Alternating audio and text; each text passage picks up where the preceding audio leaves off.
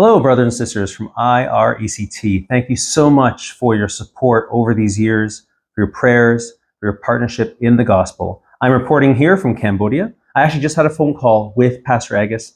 Very encouraging. Good to catch up with that brother. It's actually funny to realize that years ago, we connected kind of randomly. I remember meeting him one day at a Starbucks, the one right near your church, and we were actually going through this book, Discipling. Well, we weren't going through it. He was introducing me to this book.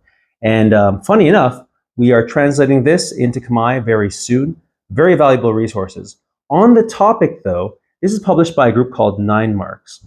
I don't know about you guys. If you're not familiar with this group, I more than highly recommend their books. I actually just came from a conference in Singapore, a 9 Marks weekender, that brought up all these different books: Sound Doctrine, Discipling, Expositional Preaching, Church Elders, Church Discipline, Church Membership, and all these were super valuable for me.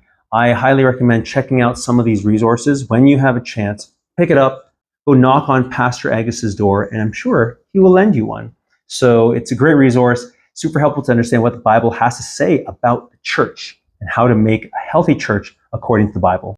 Please pray for 2 of the publishing projects we have this year. 1 is a biography by Hudson Taylor, and 2 is the book, What is the Gospel by Greg Gilbert, also by the group at 9 Marks. So we're hoping to have those books ready this year, and please pray that it all goes well. We get them printed, we get them distributed. Hopefully there'll be an encouragement for the people in the Khmer language. We're actually hoping to make a conference based on the second book, What is the Gospel?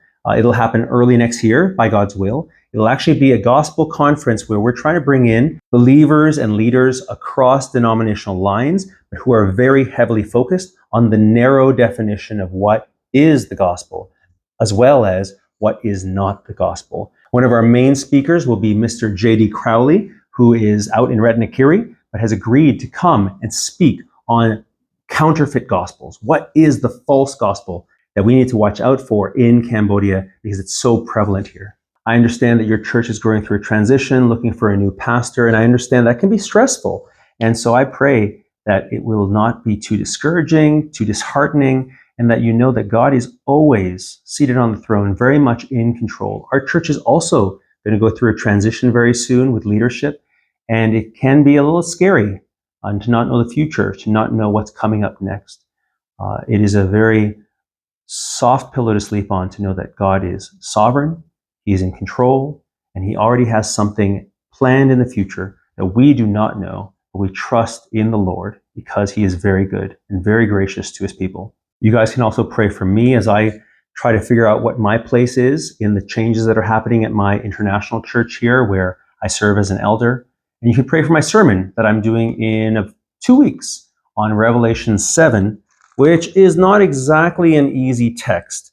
But as I end this video, I'd like to share with you part of Revelation 7 that is very valuable in the missions context, and even you as you support the missions work here that I get to do with Action Cambodia.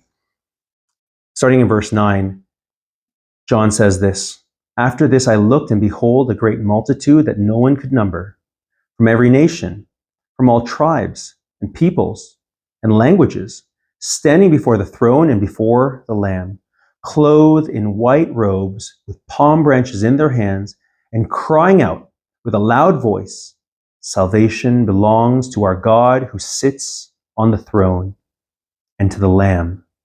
And all the angels were standing around the throne and around the elders and the 4 living creatures, and they fell on their faces before the throne and worshiped God, saying, 'Amen. Blessing and glory and wisdom and thanksgiving and honor and power and might be to our God forever and ever. Amen.'" And so thank you.